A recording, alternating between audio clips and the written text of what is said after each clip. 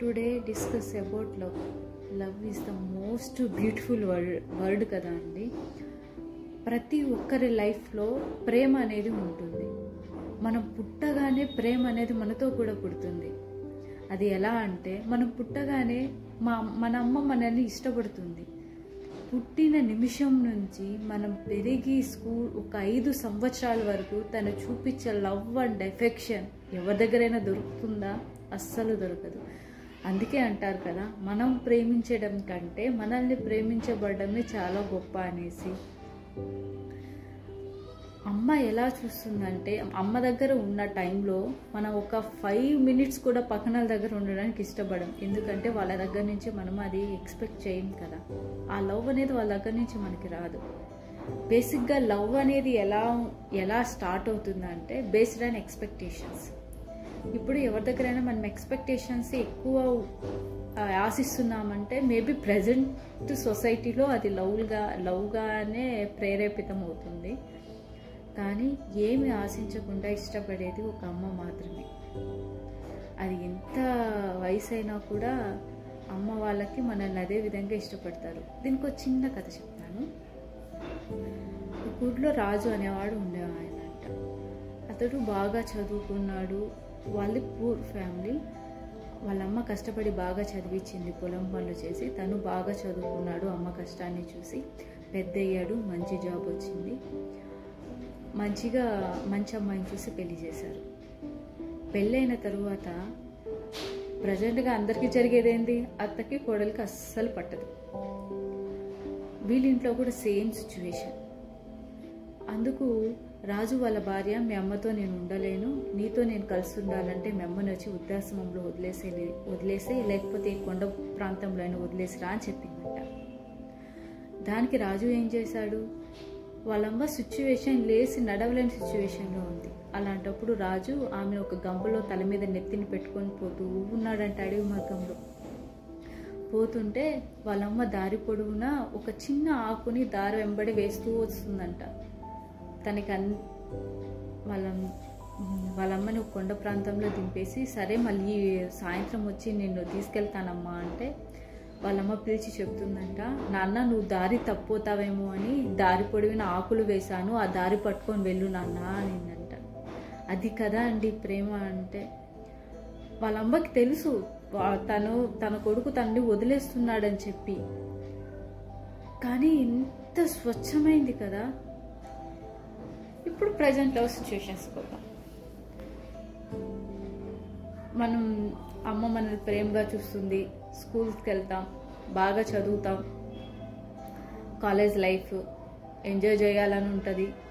పిచ్చగా enjoy చేస్తాం. 10th లో 9.8 marks వచ్చిన వాడికి ఇంటర్కి వచ్చాక 7.8% వస్తుంది.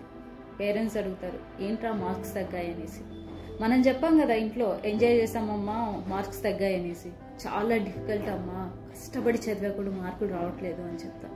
దానికి అమ్మ ఏమనుకుంటుంది? అవును పాపం బిడ్డ మార్నింగ్ ఎప్పుడో వెళ్ళి ఈవినింగ్ ఎప్పుడో వస్తాడు, కష్టపడి చదివాడు, సిలబస్ టఫ్గా ఉందేమో అందుకే మార్క్స్ తక్కువ వచ్చాయి అనుకుంటుంది. కానీ వీడు బయట ఎంజాయ్ చేశాడు అందుకే మార్కులు తక్కువ వచ్చాయని కానీ ఎవ్వరు అన్నారు కదండి. అది ఇంటర్ అయిపోయిన తర్వాత 4 years happy life, most precious life.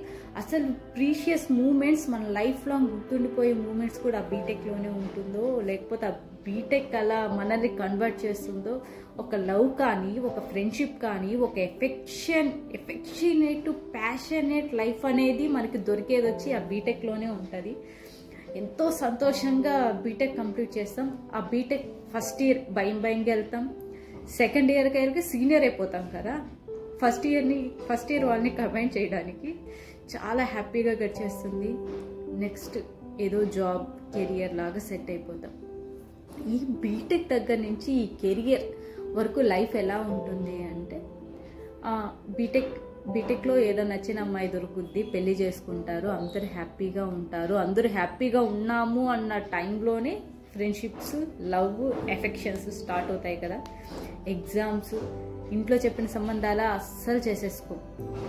పెళ్లి చేసుకున్న తరువాత ఒక అమ్మాయితో ఈ బీటెక్లో ఏదైనా అంటే మీరు కాలేజ్లో ఏదో అమ్మాయితో రిలేషన్ మెయింటైన్ చేసిన తర్వాత మేబీ అది ప్యూర్ లవ్, ఎఫెక్షన్ కాకుండా జస్ట్ ప్యూర్ లవ్ అయితే లైఫ్లో కంటిన్యూ అవుతుంది. లేకపోతే మేబీ అంటే బేస్డ్ ఆన్ సిచ్యువేషన్స్ కావచ్చు, బ్రేకప్స్ కావచ్చు, తెలీదు కదా. లవ్ అనేది ఒకరిని ప్రేమించడం వరకే కాదండి, వాళ్ళ సిచ్యువేషన్ తగ్గట్టు వదిలేయడం కూడా ప్రేమే. అది ఎలా అంటారా, ఇప్పుడు మామూలుగా ఎవరు క్యాస్ట్ అవన్నీ పట్టించుకునే వాళ్ళు కాదు, కానీ 90s వాళ్ళకైతే బాగా తెలుస్తుంది. Caste is the most important అండి ఏదైనా మ్యారేజెస్కి. క్యాస్ట్ తప్పించి వేరే వాళ్ళు పెళ్లి చేసుకున్నారా, ఇంట్లో ఎగురు రానిరు, దేకరు పేరెంట్స్. వాళ్ళ బాణానికి వదిలేస్తారు. వదిలేసే సంగతి దేవుడెరుగు. వదిలేసినా వాళ్ళ వాళ్ళు బతుక్కుంటారు. వాళ్ళు వెళ్ళి వీళ్ళని కొట్టాలు, వీళ్ళు వెళ్ళి వాళ్ళ గొడవలు, ఈ గొడవలతోనే ఒక 6 నెలల సంవత్సరం సరిపోతుంది. పెళ్లి చేసుకునే హ్యాపీ మూమెంట్స్ ఉండదు, హ్యాపీగా ఉన్నామన్న థాట్స్ కూడా మైండ్లో ఉండవు. ఒక అమ్మాయిని మీరు సిన్సియర్గా లవ్ చేస్తారు, తనే యాక్సెప్ట్ చేస్తుంది, మీ లవ్ లైఫ్ బాగా వెళ్తుంది. ఈ మధ్య చిన్న క్లాషెస్, నువ్వు తనతో మాట్లాడుతున్నావు, నాకు టైం స్పెండ్ చేయలేదు అనేసి, నువ్వు మీ ఫ్రెండ్స్తో బాగున్నావు, నాతో టైం స్పెండ్ చేయలేదు అనేసి చిన్న చిన్న విషయాలు గొడవలు అవుతుంది. ఈ చిన్న చిన్న విషయాలను కూడా మంచిగా అర్థం చేసుకొని మిస్కమ్యూనికేట్ కాకుండా కమ్యూనికేషన్ బిల్డ్ చేసుకుంటే లైఫ్ చాలా బాగుంటుందండి. ప్రజెంట్ జనరేషన్ వాళ్ళకి నేను చెప్పేది ఏమంటే, చిన్న చిన్న గొడవలు ఉంటాయి, అది చాలా కామన్. ప్రతి ఒక్కరి లైఫ్లో కూడా చిన్న గొడవలు ఉంటాయి. గొడవలు లేని లైఫ్ ఎక్కడ ఉంటుంది? చిన్న చిన్న గొడవలు ఉంటాయి. ఆ చిన్న చిన్న గొడవల్ని మీరు ఎంజాయ్ చేయండి.